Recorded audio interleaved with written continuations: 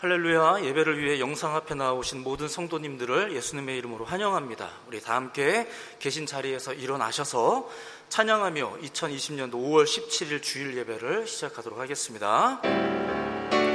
이곳에 오셔서 이곳에 앉으소서.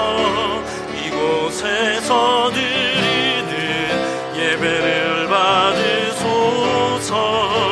주님의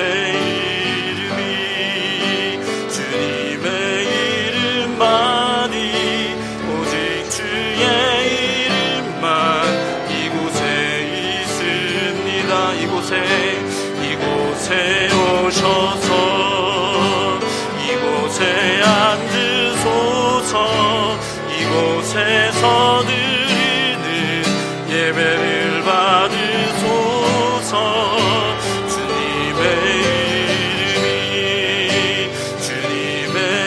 이름만이 오직 주의 이름만 이곳에 있습니다. 그리스도 진리로 다스리네. 기뻐하라 온 땅이여 찬양하라.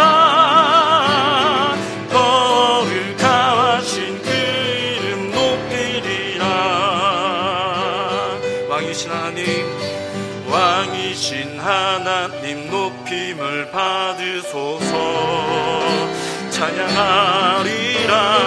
영원히 높임을 받으실 그 이름 찬양하리라.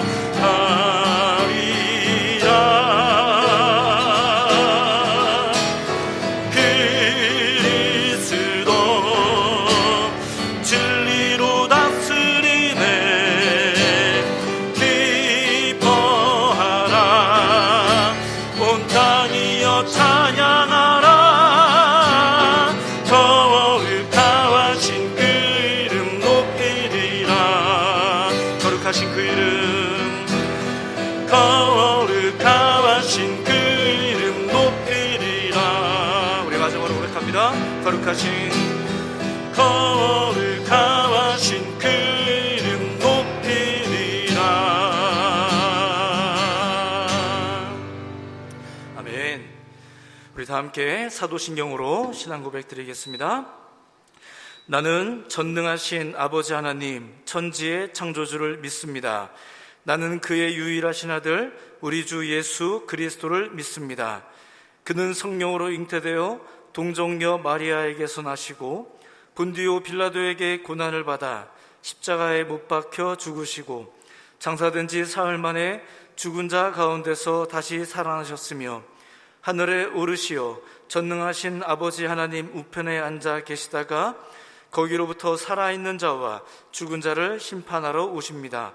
나는 성령을 믿으며 거룩한 공교회와 성도의 교제와 죄를 용서받는 것과 몸의 부활과 영생을 믿습니다. 아멘.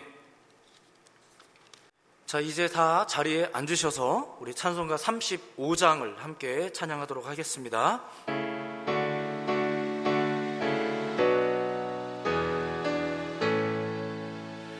큰 영화로신 주 이곳에 오셔서 이 모인 자들로 주 백성 삼으사 그 중에 항상 계시고 그 중에 항상 계시고 큰 영광 나타내소서.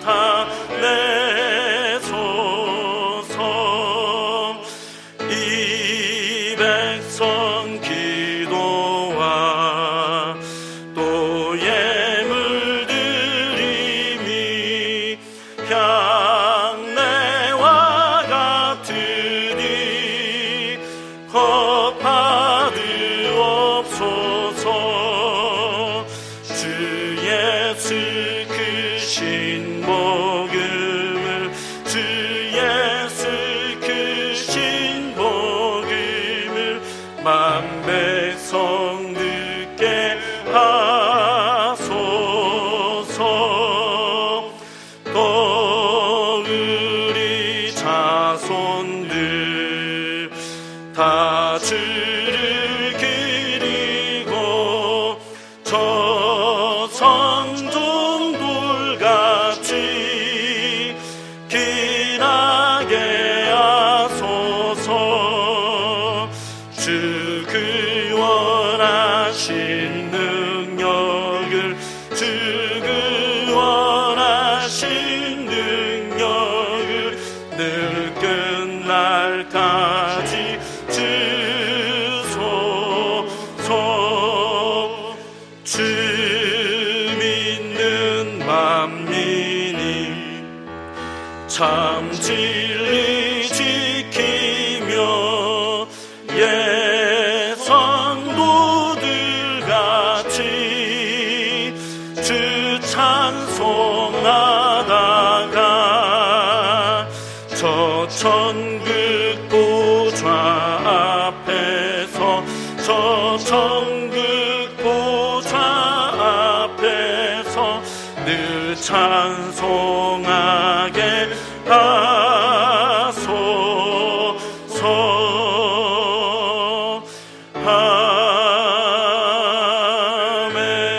아멘. 우리 함께 기도하시도록 하시겠습니다. 하나님, 감사와 찬양과 영광을 주님께 올려드립니다. 오늘도 우리가 주의 날 맞아 지금의 여건 가운데 우리가 원활하게 함께 만나 호흡하며 인사하며 예배할 수 없지만 우리에게 주신 기회와 방법과 또는 고백을 따라 이 시간에도 이렇게 영상 예배로 주님 앞에 나아가오니 주님, 각 처소에서 주를 향하여 예배하는 모든 예배자들의 예배를 주여 흠양하여 주시고 받아 주시옵소서. 어떠한 환경 중에도 역사하심을 믿사오니 주님, 우리도 그 믿음을 가지고 어떠한 상황 중에도 주님을 예배합니다. 우리의 예배를 받아주시고 또한 역사하셔서 주님의 살아계심이 이 시대 가운데 우리 휘청거리는 많은 사람들 가운데 주님 역사하여 주셔서 다시 한번 위로와 회복과 구원의 은혜를 덧입혀 주시옵소서. 그렇습니다. 하나님, 우리가 그 하나님의 살아계심을 믿습니다. 때로 우리가 불안하여 떨리며 위축되며 멈춰서는 우리들의 모습인 것을 우리가 익히 잘 알지만 그럼에도 불구하고 지금도 살아계신 그 하나님의 임재를 기대하며 믿으며 이 시간에 예배하오니 주여 함께하여 주시옵소서.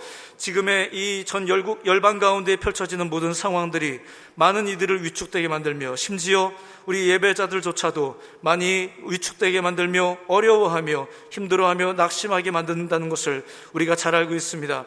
하지만 하나님, 우리의 소망이 어디에 있겠습니까? 오직 살아계신 그 하나님, 지금도 역사하시는 그 하나님, 그래서 온전히 참된 회복과 구원이 그분께 있음을 믿는 자들 가운데 주여 역사하여 주시고 함께하여 주시옵소서. 그렇게 우리의 예배가 믿음의 예배, 하나님을 향한 예배, 지금도 살아서 역사하시는 그 하나님을 향한 우리의 진정한 예배가 될 수 있도록 주여 주장하여 주시옵소서. 그럼에도 불구하고 중보하여 기도하는 것이 있다면 여러 가지 어려움 가운데, 경제적인 어려움, 질병의 어려움, 관계와 상황의 어려움 가운데 휘청거리는 많은 이웃들이 우리들 가운데 있음을 잘 압니다. 주여 간절하게 소망하건대 지혜롭게 하시고 사랑하게 하시고 총명하게 하여 주셔서 온전히 주의 복음을, 주의 사랑을 이 땅 가운데 증거할 수 있는 우리의 교회와 우리의 예배자들과 우리의 삶이 될 수 있도록 주여 주장하여 주시옵소서. 교회가 만약에 다른 이름으로 불려져야 된다면 기회가 되어야 될 줄로 믿사오니 이 시대 열방 가운데 흩어져 있는 이 모든 교회들이 이 어려운 시대 가운데 온전히 하나님의 뜻과 사랑을 증거하기에 합당하게 쓰임받는 그런 기회가 될 수 있도록 주여 도와주시고 함께하여 주시옵소서. 지금의 이 질병과 어려움을 풀어나가는 데 있어 우리가 모든 지혜가 충만하지 않음을 잘 압니다.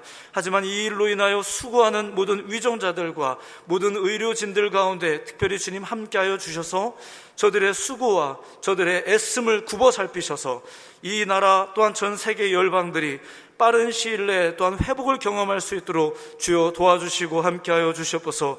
그렇게 모든 의료진들 가운데, 그렇게 위정자들 가운데 선두에 서서 고민하며 결정하며 애써야 되는 많은 사람들 가운데 주님, 그들에게 역사하여 주시고 위로하여 주시고 새 힘을 더하여 주시고 지혜롭게 하여 주셔서 이런 모든 일들을 잘 극복할 수 있도록 주여 함께하여 주시고 도와주시옵소서.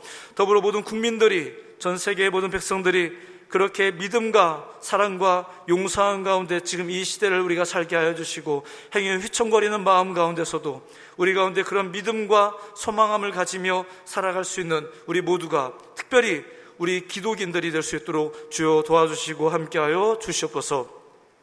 그렇게 이 땅 가운데 이민자로서 살아가고 있는 우리 디아스포라들이 있습니다.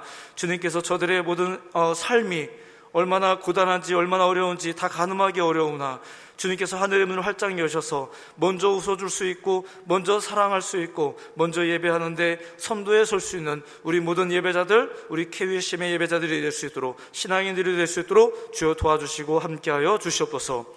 오늘도 그렇게 강단에서 선포되어지는 말씀이 이 예배자들을 격려할 것이며 알게 할 것이며, 또한 주님께서 우리에게 새 힘이 될 줄로 믿사오니 세워주신 사자 목사님의 입술을 주장하여 주시고 선포되어지는 한 어휘 하나하나가 온전히 기름 부음 받아 능력의 말씀 될 수 있도록, 또한 우리가 아멘하며 나아갈 수 있도록 주여 도와주시고 함께하여 주시옵소서. 그렇게 오늘 이 예배의 모든 것을 주장하실, 주관하실 주님을 기대하오며 예수님의 이름으로 기도드리옵나이다. 아멘.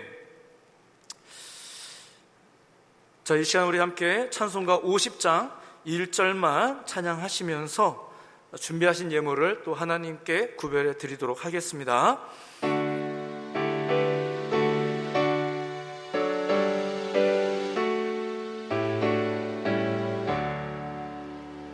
내게 있는 모든 것을 아낌없이 드리네. 사랑하고 의지하며 주만 따라 살리라. 주께 드리네, 주께 드리네. 사랑하는 그 주 앞에 모두 드리네. 아멘.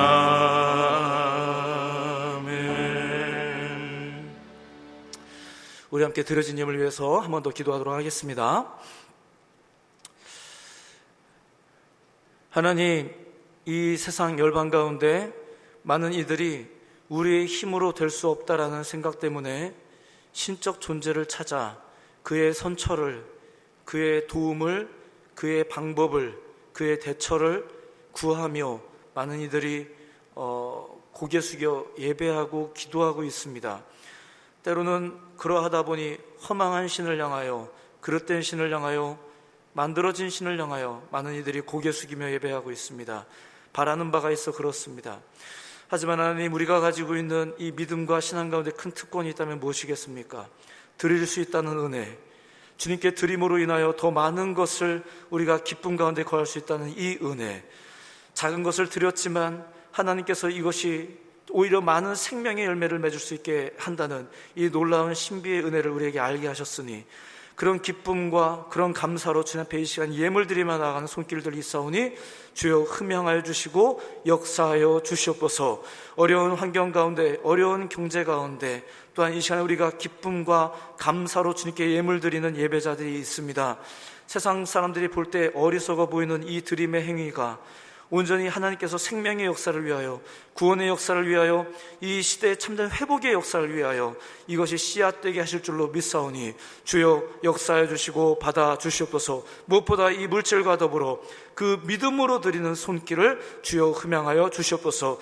그렇게 주께 드려진 작은 예물, 작은 마음, 작은 우리들의 삶의 고백들을 주님 받아 주시고, 주님 받으신 것 주님의 것 삼아 이 땅 가운데 이것이 이곳에서 저곳으로 운행되어질 때마다 하나님의 나라가, 하나님의 회복이, 하나님의 구원이, 하나님의 사랑이 나누어지고 증거되어지고 역사가 되어지는 은혜를 주여 우리 가운데 밝히 보게 하여 주시옵소서.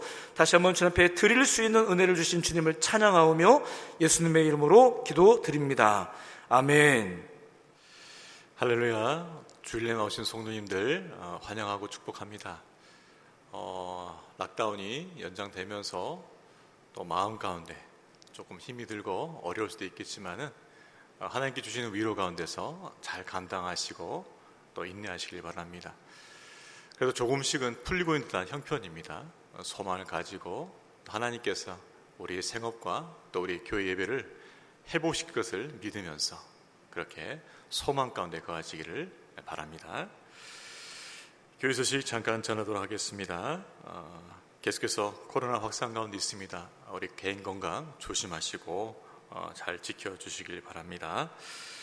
온라인 제공되는 새벽 예배, 금요일 기도회, 주일 예배, 또 수요일 가정 예배 잘 지켜주시고 또 매일 9시 우리 중보기도 하지요. 그 시간 함께 또 기도를 모으고 또 하나님 앞에 나갔으면 좋겠습니다.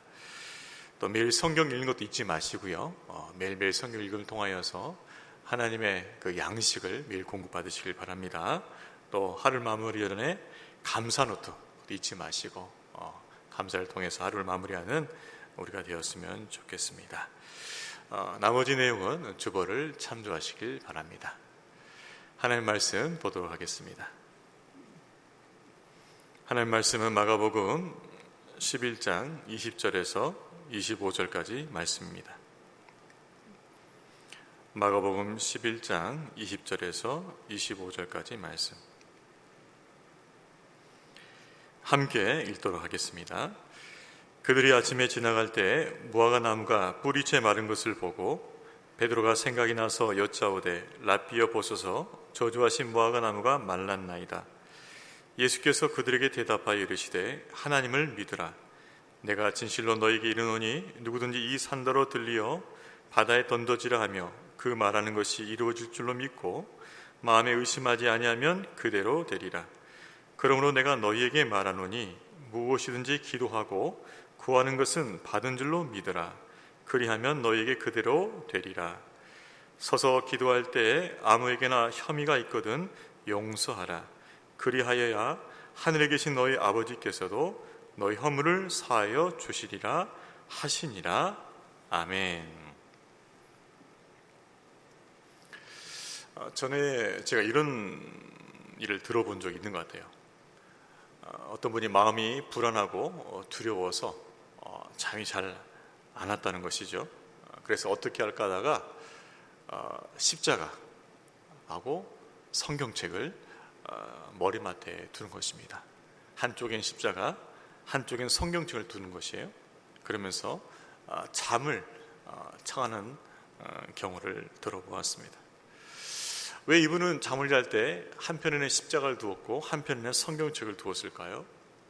그것은 십자가와 성경책이 자기를 지켜주고 그래서 평안한 잠을 줄 수 있지 않겠는가 생각해서 그랬을 거라고 생각이 듭니다. 자, 우리는 그렇다면 이것을 믿음이라고 볼 수 있겠는가라는 걸 한번 생각해 볼 필요가 있어요. 옆에 십자가를 두고 옆에 성경책을 두고 그렇게 잠을 청했을 때 그것이 믿음인가라는 것이죠. 조심스럽지만은 이렇게 얘기할 수 있을 것 같아요. 그것은 하나님과의 어떤 인격적 관계에서 나오는 하나님 그분을 신뢰하는 어떤 믿음의 행위라기보다는 어떤 신령해 보이는 그 사물에 자신의 안정감을 두었고 그래서 그것을 통해서 잠을 이루려고 하지 않았나 싶습니다. 하나님은 전적인 신뢰하기보다는 어떤 신령해 보이는 사물, 십자가, 성경 그것에 안정감을 두었다는 것이죠. 그래서 진정한 의미에서는 그것을 믿음이라 보기는 어렵다는 것입니다.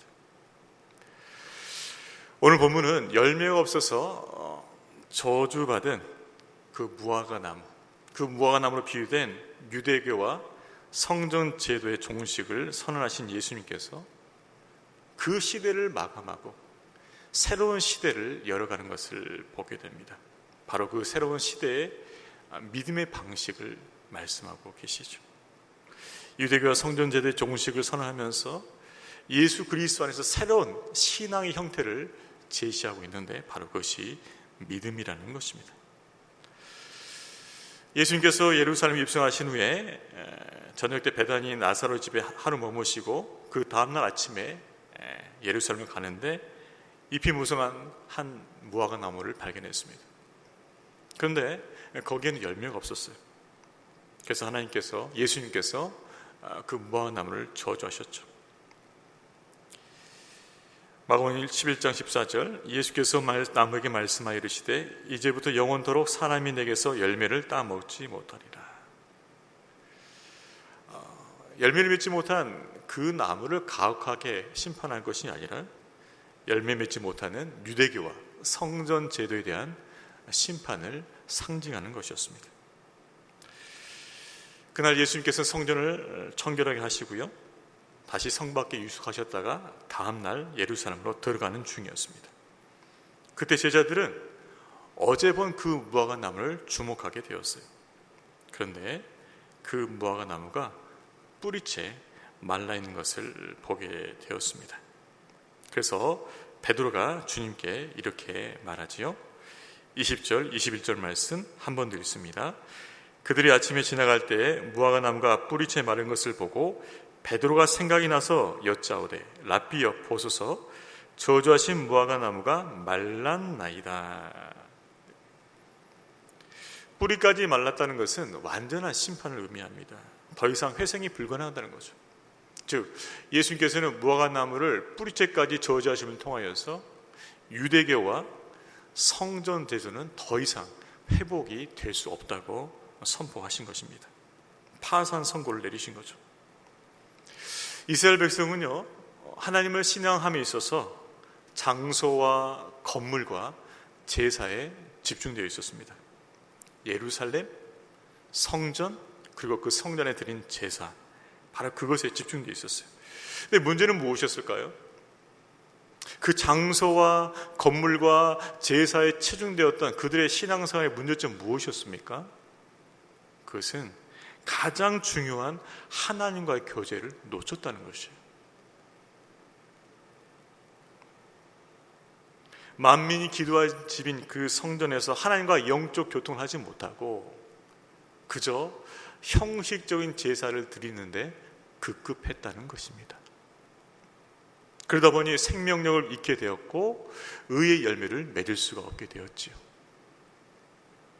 그래서 잎사귀만 무성한 무화과 나무가 되었다는 것입니다. 그래서 예수님께서 심판을 선언하신 거죠. 결국 유대교와 성전 제도는 뿌리채 말라 버린 그 무화과 나무가 동일한 운명에 처합니다. 저주와 심판으로 끝나게 된 것이죠. 예루살렘 성전에서 드렸던 그 제사, 형식적인 제사는 열매가 없어서 끝나게 되었습니다. 그리고 이제 새 시대가 도래하게 되었죠. 바로 새 성전 대신 예수 그리스도 안에서 믿음의 삶으로 제사하는, 믿음의 삶으로 예배하는 바로 그 시대가 도래했다는 것입니다. 예수 그리스도 안에서는 하나님을 신앙하는 그 신앙의 방식이 바뀌게 된 거예요. 예루살렘, 성전, 제사, 이 형식적인 종교 방식이 아니라 살아계신 그 예수님 안에서 살아있는 믿음으로 그분을 섬기는 그 방식으로 변화되었다는 것입니다. 더 이상 성전 제사로서 하나님을 섬기지 않는다는 거예요. 무엇으로 섬기는 것입니까? 믿음이라는 거예요. 믿음. 그래서 예수님께서 이렇게 말씀하십니다. 우리 22절 말씀도 같이 읽어보겠습니다. 예수께서 그들에게 대답하여 이르시되 하나님을 믿으라. 더 이상 뿌리채 말라버린 그 무화과 나무 같은 그 성전과 그 성전의 제사를 바라보지 말고 이제는 하나님을 진정 믿는 믿음으로 신앙생활 하라고 말씀하고 계시는 것이죠. 더 이상의 형식적 제사는 받지 않는다는 것입니다. 오직 믿음, 그 믿음으로 주 앞에 나오라고 말씀하고 계시는 것이죠. 이전에 유대교가 성전의 제사에 치중했다면 이제 예수님은 하나님과의 관계를 강조하십니다. 특별히 하나님을 향한 믿음을 강조하십니다. 그래요. 신앙의 본질은 무엇일까요? 하나님과의 관계예요. 그저 형식적으로 드린 제사가 아니라 진정 살아계신 하나님, 그분과 교제하는 그것에 있다는 것이죠. 그리고 그분을 믿는 믿음을 본질로 말할 수 있는 것이죠. 하나님을 신뢰하는 믿음으로 신앙생활할 것을 예수님께서 말씀하고 계십니다. 여러분이 혹시 들어보셨지 모르겠습니다. 5가지 사랑의 언어라는 책이 있어요. 5가지 사랑의 언어. 이 책은 이런 내용이죠. 상대방에게 사랑을 확실하게 전달할 수 있는 언어를 사용하자는 것이죠. 즉 상대방이 원하는 그 사랑의 방식을 행하자는 것이에요. 대표적인 걸 5가지를 들었는데요. 첫 번째가 인정하는 말. 어떤 사람은 인정하는 말을 해주면은 그게 자기는 사랑받다고 생각해요. 두 번째는 함께하는 시간. 어떤 사람은요, 상대방이 그 사람과 함께해준 시간이 많으면 많을수록 나는 사랑받고 있어라고 느끼는 거예요. 세 번째는 선물이에요. 어떤 사람은요, 선물을 받으면은 나는 사랑받고 있어 느끼는 거예요. 네 번째는 봉사예요. 자신을 도와주고 섬겨주는 그 봉사를 통해서 나는 정말 사랑받고 있는 사람이구나라고 깨닫는다는 것이죠. 마지막은 스킨십. 스킨십이 이루어질 때 나는 정말 사랑받고 있으라고 느낀다는 것입니다. 이 5가지가 사랑의 언어라는 거예요. 근데 각 사람마다 이 사랑의 언어가 달라요. 어떤 사람은 함께하는 시간으로, 어떤 사람은 선물로, 어떤 사람은 스킨십으로. 여러 가지 방식을 통해서 사랑을 느낀다는 것이죠.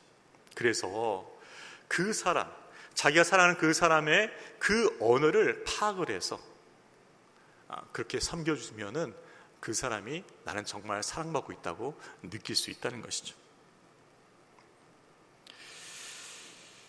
자, 이것을 사랑의 언어라고 표현했는데요. 자, 이 사랑의 언어라는 이 원리를 우리 하나님께 적용해 보면 좋겠습니다. 하나님은 언제 나는 사랑받고 있다고 느끼실까요? 하나님의 사랑의 언어는 무엇일까요? 제가 설교를 준비하면서 그런 생각을 해봤어요. 우리 하나님은 언제 사랑받고 있다고 느끼실까? 그의 백성을 통해서, 그의 자녀를 통해서 언제 사랑받고 있다고 느끼실까? 그런 제가 생각을 해보았어요. 그런데요, 하나님께서 원하시는 하나님의 사랑의 언어는 무엇일까? 제 생각에는 믿음이 아닐까 싶습니다. 믿음이 아닐까. 하나님 그분을 전적으로 신뢰할 때, 하나님 그분을 전적으로 믿을 때 하나님께서 정말 기뻐하신다는 거죠. 정말 즐거워하신다는 거예요. 우리가 정말 하나님을 사랑하고 그 하나님의 사랑을 표현하고 싶다면 그 사랑의 언어가 무엇일까요? 믿음이라는 거예요. 하나님, 제가 하나님을 믿습니다. 하나님의 약속을 저는 믿습니다.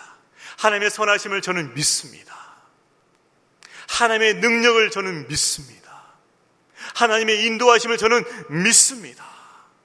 하나님의 그 변하지 않는 사랑을 저는 믿습니다. 그렇게 하나님께 믿음을 고백할 때 하나님께서 사랑을 느끼신다는 거예요. 정말 즐거워하신다는 거예요. 정말 기뻐하신다는 거예요. 여러분, 우리가 이때까지 주일날 묵상했던 마가복음, 그 마가복음에 자주 등장하는 말이 뭡니까? 예수님께서 하신 말씀, 내 믿음대로 될지어다. 내 믿음대로 될지어다. 다른 것이 아닌 너가 믿을 때 그 믿음대로 된다. 그 하신 말씀을 믿을 때, 그분의 능력을 신뢰할 때 하나님은 너무너무 기뻐하시는 거예요. 그렇습니다. 예수 그리스도 새 성전 되신 예수 그리스도 안에서 우리에게 요구되는 신앙의 방식은 무엇일까요? 그것은 믿음이라는 것이죠. 믿음. 하나님을 정말 기쁘시게 하는, 우리의 그 사랑을 그분께 전달할 수 있는 그 믿음으로 신앙생활 하시기를 주의 이름으로 축원합니다. 믿음이요.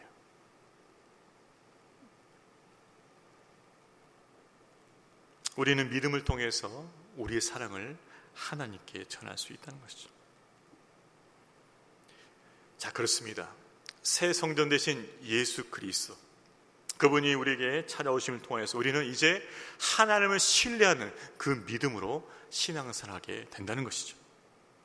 자, 그런데 오늘 본문은 하나님을 그 신뢰하는 그 믿음이 어떻게 나타나게 되는가를 또한 말씀하고 있어요. 첫 번째, 하나님을 신뢰하는 그 믿음은 능력 있는 기도로 나타난다고 말하고 있습니다. 어떻게 나타난다고요? 능력 있는 기도. 우리 23절 24절 말씀 한번 읽어볼까요? 내가 진실로 너에게 이르노니 누구든지 이 산더러 들리어 바다에 던져지라 하며 그 말하는 것이 이루어질 줄로 믿고 마음에 의심하지 아니하면 그대로 되리라. 그러므로 내가 너에게 말하노니 무엇이든지 기도하고 구하는 것은 받은 줄로 믿으라. 그리하면 너희에게 그대로 되리라. 어떻게 말씀하십니까? 너희가 기도하되 믿음으로 기도하라는 것이요, 믿음으로 구하고 조금 더 의심하지 말라는 것입니다. 믿음 없이 기도하는 것은 열매가 없다고 말씀하십니다. 예수님께서는 그 믿음의 기도에 대한 구체적인 예를 들어주셨어요. 23절 보게 되면 누구든지 이 산더러 들리어 바다에 던지라 하며 그 말한 것이 이룰 줄 믿고 마음에 의심치 아니하면 그대로 되리라 말씀하십니다. 여기서 산이라는 것, 이 산이라는 게 뭘까요? 이 산. 우리가 넘어갈 그 큰 어려움, 큰 문제, 큰 장애물을 말하는 것이, 그것이 해결돼야 돼요. 그런데 이 큰 산과 같은 것이 기도를 통해서 해결될 수 있다고 하시는 것입니다. 당시 이스라엘 속담에 바로 그것이 있었어요. 산을 들어 던지운다. 이것은 어려운 일이 해결된다는 뜻이었어요. 그 당시 속담이었어요. 그 속담을 예수님께서 그대로 인용하신 것이죠. 그러니까 너희들이 기도하면 정말 너희에게는 불가능해 보이는, 정말 어려워 보이는 그 큰 상황, 그 일이 해결된다는 것입니다. 그것이 무엇을 통해서요? 믿음의 기도를 통해서 옮겨진다는 것이에요. 여러분, 믿음의 기도는요, 산을 움직이는 능력이 있습니다. 산을 움직여요. 그래서 믿음의 기도는 하나님의 능력이 우리 삶 가운데 초청될 수 있도록 하나님께 우리 주신 도구가 되는 것이죠. 여러분, 우리가 이때까지 마감을 살펴보면서 예수님께서 항상 그 병자를 고치실 때 어떻게 하셨습니까? 내 믿음이 너를 구원했다. 항상 믿음을 강조하시잖아요. 내 믿음이 너를 낫게 했다 말씀하시잖아요. 여러분, 믿음을 통해서 우리 앞에 있는 큰 산이 옮겨질 줄로 믿습니다. 그게 기도의 능력이라는 거예요. 믿음의 기도라는 것이에요. 24절 이렇게 말씀하시죠. 그러므로 내가 너에게 말하노니 무엇이든지 기도하고 구하는 것은 받은 줄로 믿으라. 그리하면 너에게 그대로 되리라. 기도하고 구하는 것은 받은 줄로 믿으시길 바랍니다. 그게 믿음의 기도라는 것이죠. 여러분, 지금 우리가 처한 어려움 속에서 큰 산과 같은 그 어려움 앞에서 우리는 어떻게 기도하고 있습니까? 주님께서 분명히 역사하시면 이 큰 산이 옮겨질 것을 믿는 믿음으로 기도하고 계십니까? 아니면 할 수 있는 게 기도밖에 없으니 기도나 하자, 그런 믿음입니까?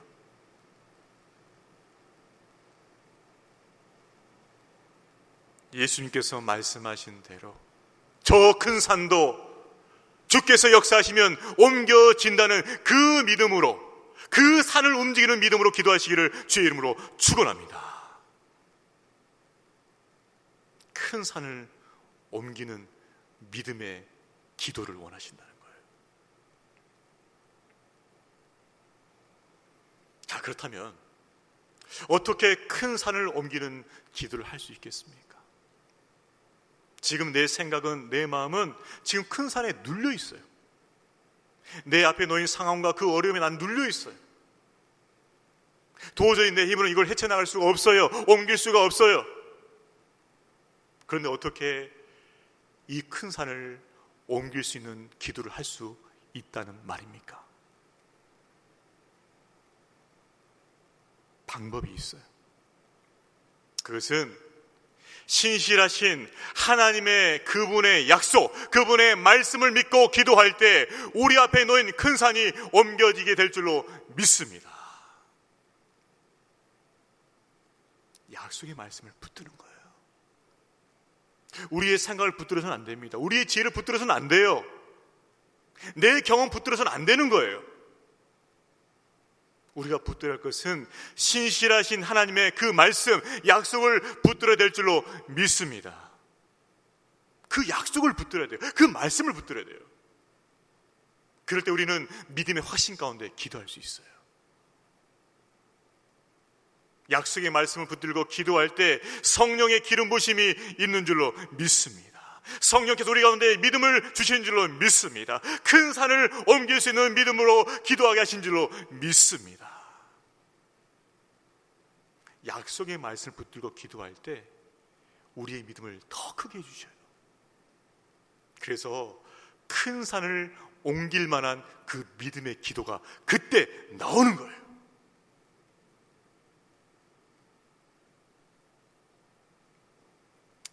저는 요즘 새벽에 시편 말씀을 묵상하면서 말씀을 전하고 있는데요, 하나님께 얼마나 감사한지 모르겠습니다. 지금의 우리 형편을 위로하고 소망을 갖게 하고 기도할 수 있는 힘을 이 시편 말씀을 통해 주시는 거예요. 우리 성도님들이 붙잡고 기도할 수 있는 말씀들이 매일매일 공급되고 있어요. 주 여호와는 우리의 피난처가 되신다. 마침내 우리의 구원의 노래가 되신다. 의인들을 안전하게 인도하시고 보존하신다. 그 약속의 말씀을 매일매일 공급하고 계신다. 매일매일. 그 약속의 말씀을 붙잡고 기도할 때 바로 그 기도는 큰 산을 옮길 만한 믿음의 기도가 되는 줄로 믿습니다. 여러분, 매일 그 말씀을 듣고 기도하십시오. 그 말씀 붙잡고 기도할 때, 그 약속 붙잡고 기도할 때 성령께서 우리의 믿음을 키워주셔요. 우리의 믿음을 강하게 해주셔요. 그래서 기도할 수 있는 거예요. 그렇게 말씀 붙잡고 기도할 때, 산을 옮기는 만한 그 믿음으로 주님 앞에 기도할 때 응답하시는 역사가 나타날 줄로 믿습니다. 그 역사가 있다는 것이에요.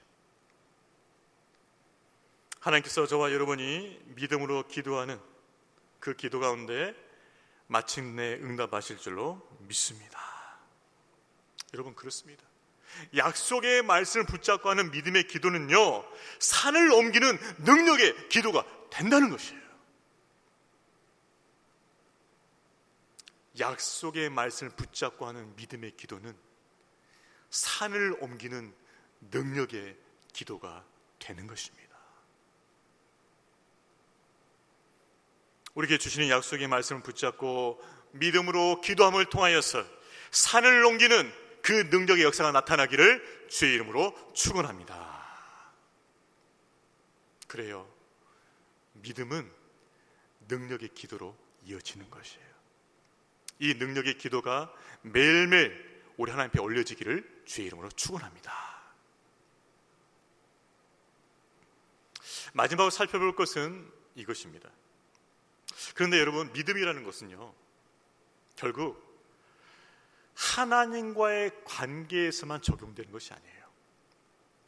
1차적으로 하나님과 관계에서만 적용이 되죠. 그분을 신뢰하고 그분을 바라보고 그래서 믿음으로 기도하고 1차적으로는 하나님과의 관계, 즉 이 수직 관계에 적용되는 것이 믿음이에요. 그런데요, 이 믿음이라는 것은 단지 하나님과의 관계, 이 수직 관계에서만 적용되는 것이 아니라 수평적인 관계, 어떤 관계일까요?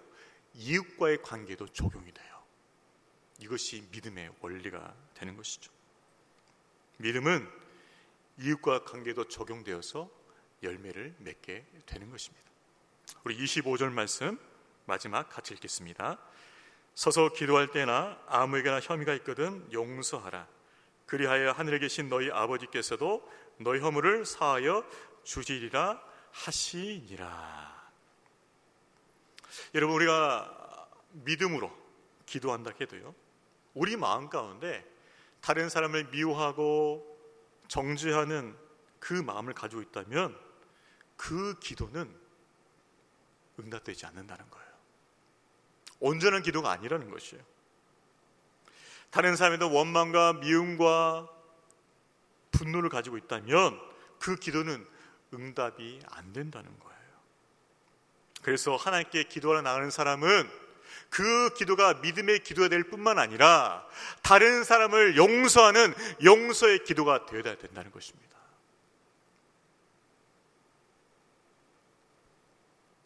그 용서의 대상은 누구일까요? 내 부모가 될 수 있어요. 내 배우자, 나의 형제 자매, 내 자녀도, 그리고 내 이웃도, 내 사업장에 찾아오는 손님도, 그리고 교회 안에서 지체된 우리 성도들, 주 안에서 형제 자매된 우리 성도들이 될 수 있어요. 교회 식구가 될 수 있어요. 그 누구라도 우리가 먼저 그들을 용서해야 된다는 것이에요. 용서하지 않으면 나의 그 믿음의 기도가 온전하지 않다는 것입니다. 결국 우리가 분노하는 그 사람, 우리가 대적하는 그 사람을 용서하고 화목하게 된 이후에 우리가 기도할 때 그 기도가 온전하게 된다는 것이에요. 그렇습니다. 하나님께서 우리에게 원하신 그 믿음은 단지 하나님과 관계만 적용되는 것이 아니라 우리 이웃과의 적용이 돼요. 무엇일까요? 용서를 통해서 화평을 이루라는 것입니다. 여러분, 하나님께서는요, 죄인된 우리를 예수 그리스도 안에서 무조건적인 사랑으로 용서해 주셨습니다. 이미 우리가 그 사랑을 입었어요. 그래서 그 사랑을 입었기 때문에 그 사랑으로 우리 이웃을 용서하는 것이죠. 이것이 믿음이라는 거예요. 주께서 이렇게 말씀하십니다. 얘야, 너가 예수님께서 십자가에서 너의 죄를 용서하신 것을 너가 믿니? 네, 믿습니다. 그러면 너가 그 십자가의 사랑을 믿는다면, 너에게 그 십자가의 사랑을 믿는 믿음이 있다면 그 사랑으로, 그 십자가의 사랑으로 너에게 상처를 준 그 이웃을 너도 용서해야 된다 말씀하시는 거예요. 그게 믿음이라는 거예요.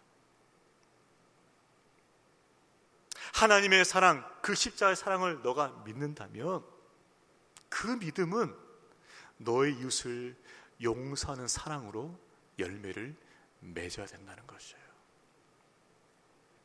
그것이 믿음의 삶이라는 것이죠.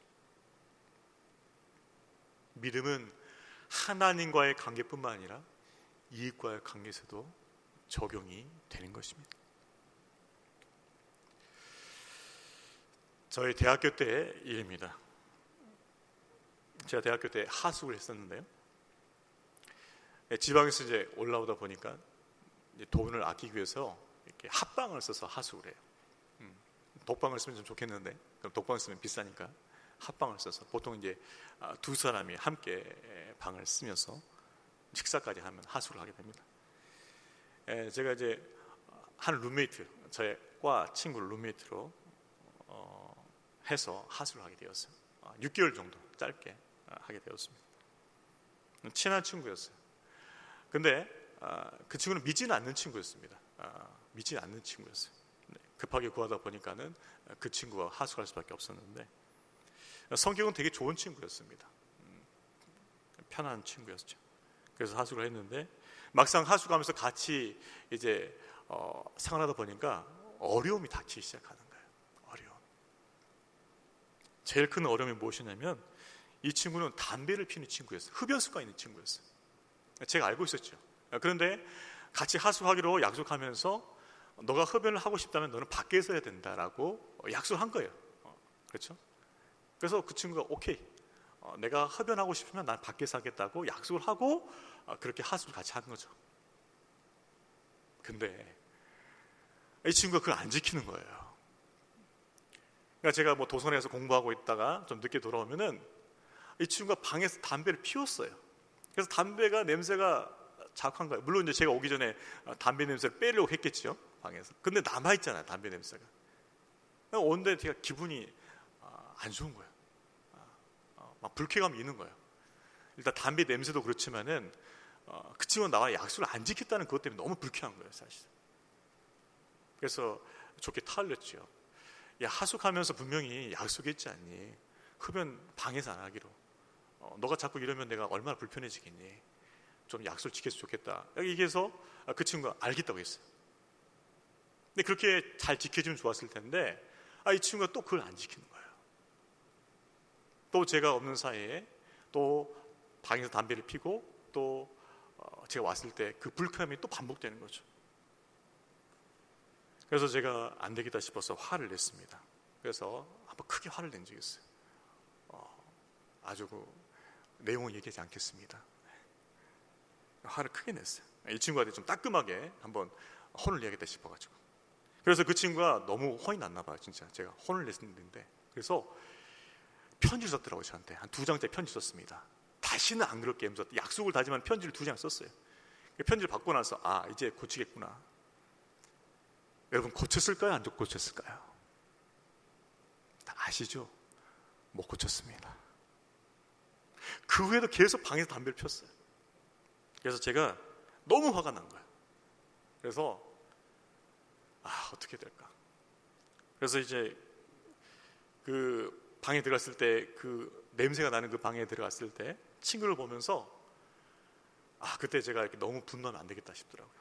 또 제가 믿는 사람인데, 그래서 일단 방문을 닫고 그 근처에 있는 교회로 갔습니다. 그 근처에 교회가 있었거든요. 하숙집 근처에 한 5분 거리 교회가 있었어요. 교회로 가서 그때 저녁 시간이었어요. 기도하고 있었어요. 아무도 없었어요. 저 혼자 기도하고 있는데, 하나님, 어떻게 됩니까? 약속을 안 지킨 친구와 계속해서 하숙을 해야 되는 것입니까? 너무 이게 불편하고 또 약속을 안 지킨 것에서 내가 너무나 내 마음에 분노가 일어났는데 이거 어떻게 하겠습니까? 길게 기도하는데 하나님께서 마음으로 응답을 주시는 거예요. 어떻게 응답 주셨냐면 이렇게 응답을 주시더라고요. 근시가, 너도 약속 많이 안 지켰다. 너 나랑 한 약속 너무 많지 않냐? 이거 하겠다고 저거 하겠다고 여러 가지로 하나님 앞에 기도하면서 약속하고 헌신하고 했는데 너 안 지킨 거 많다. 때론 너 가끔 예배도 늦었지 않냐? 응? 주님 앞에서 약속하게 지키겠다 했던 거 안 지킨 것도 너 많다. 그래서 안 지켰던 것을 자꾸 떠올리게 주시면, 안 지켰던 거를. 그런 거 보니까는 저는 나름대로 신실하게 신앙생활 때 생각했는데 하나님 앞에 안 지킨 게 많더라고요. 너 그거 안 지켰어도 내가 너 용서했다. 그러니까 그 친구 용서해라. 그런 마음을 주시는 거예요. 그래서 제 마음이 풀렸어요. 주님께서 나의 신실하지 못함을 용서하셨던 것처럼 저 친구 신실하지 못함도 내가 용서하겠구나라고 그렇게 기도하면서 결론을 냈습니다. 여러분, 우리는요, 때로는 잘못하면 자기 위해 살이 잡힐 때가 있어요. 나는 좀 똑바로 하고 있고, 나는 바르게 하고 있고, 나는 잘하고 있는데 왜 저 친구는 저 모양이지? 이렇게 생각할 수 있다는 거죠. 근데 꼭 그렇지 않을 수도 있다는 거예요. 그리고 설사 그 사람이 내게 잘못했다 치더라도 우리가 하나님 앞에 잘못한 것에 비하면 아무것도 아닐 수도 있어요. 그분은 이미도 무수히 우리를 용서하셨습니다.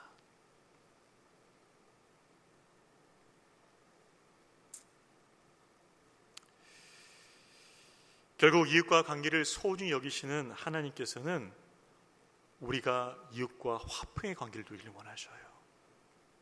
그리고 화평을 누릴 때 우리를 축복하시고 우리 기도에 응답해 주신다는 것입니다.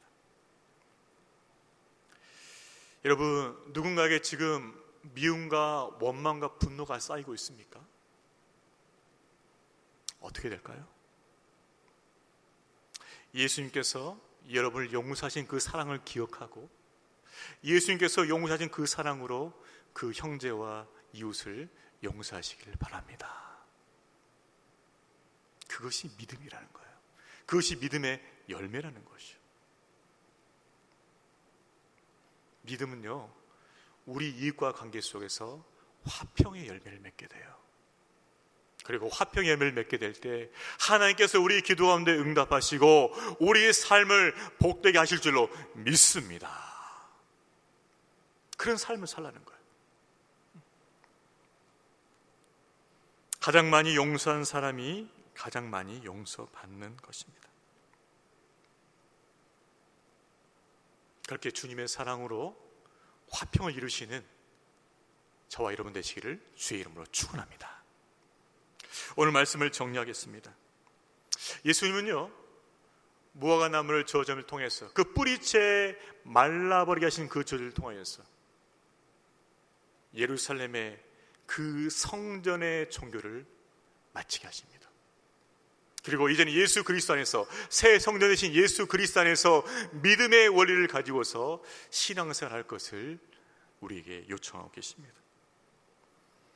그 믿음은 하나님을 향한 의심 없는 믿음의 기도로 열매 맺길 것이며, 또 우리 이웃을 향해서는 믿음의 용서로 열매를 맺게 될 것입니다. 하나님을 믿으라. 그 믿음을 통해서 의심 없이 기도하고 우리 이웃들을 용서함을 통하여서 기도의 응답이 될 뿐만 아니라 하나님의 그 풍성한 은혜 가운데 복된 삶을 살아가시기를 주의 이름으로 축원합니다. 우리 이 시간 다 같이 일어나셔서 이 찬양을 통해서 고백하길 원합니다. 주님, 제가 믿음으로 살겠습니다. 제가 가진 거 의지하지 않겠습니다. 이 몸의 소망 무엇일까요? 나의 유일한 소망 되신 주님 의지하며 사는 것입니다. 예수님께서 말씀하셨습니다. 하나님을 믿으라. 하나님, 제가 어떠한 형편에서 어떠한 고난이 있다 할지라도, 어떠한 큰 산이 내 앞에 놓였다 할지라도 내가 믿음으로 살겠습니다. 믿음의 기도로 살겠습니다. 믿음의 용서로 살겠습니다. 믿음으로 승리하겠습니다. 내게 믿음으로 살게 하여 주옵소서. 그 믿음을 붙잡고 주님 앞에 살겠다고 그렇게 고백하는 이 찬양이 되길 원합니다.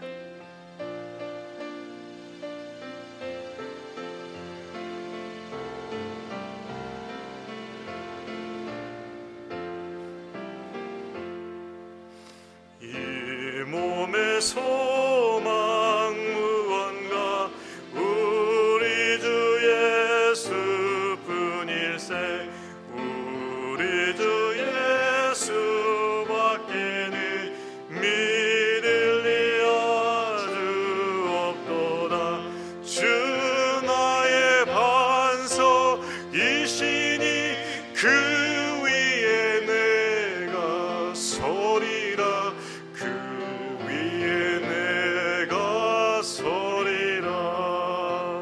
무섭게 바람 부는 밤 물결이 높이 설렐 때 우리 주 크신 은혜에 소망에 닿을 주리라. 주 나의 반석이시니 그 위에 내가 서리라.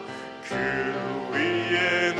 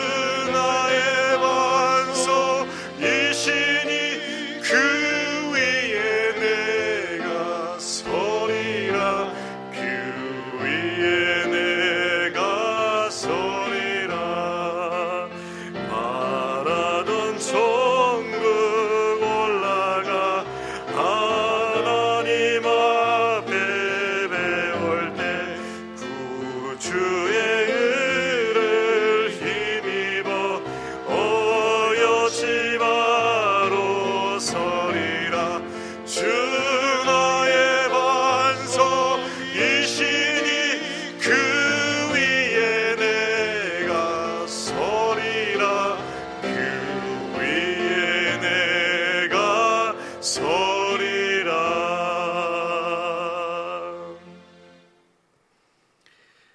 하나님, 우리 신앙이 생명 없는 종교 행위가 되지 않게 해주시고 살아있는 믿음으로 주님을 섬기는 참 신앙이 되게 하여 주옵소서.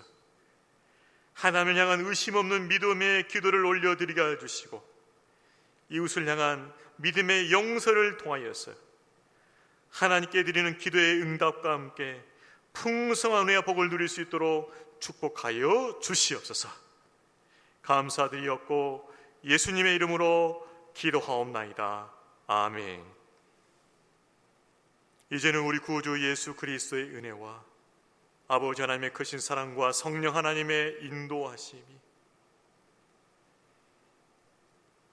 생명 없는 성전의 종교를 버리고 예수 그리스도 안에서 생명을 주신 그 하나님을 믿는 살아있는 믿음으로 신앙생활하며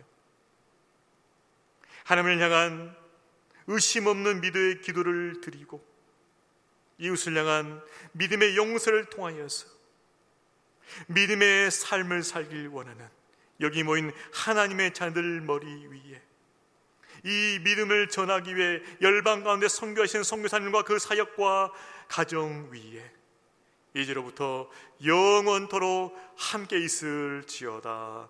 아멘.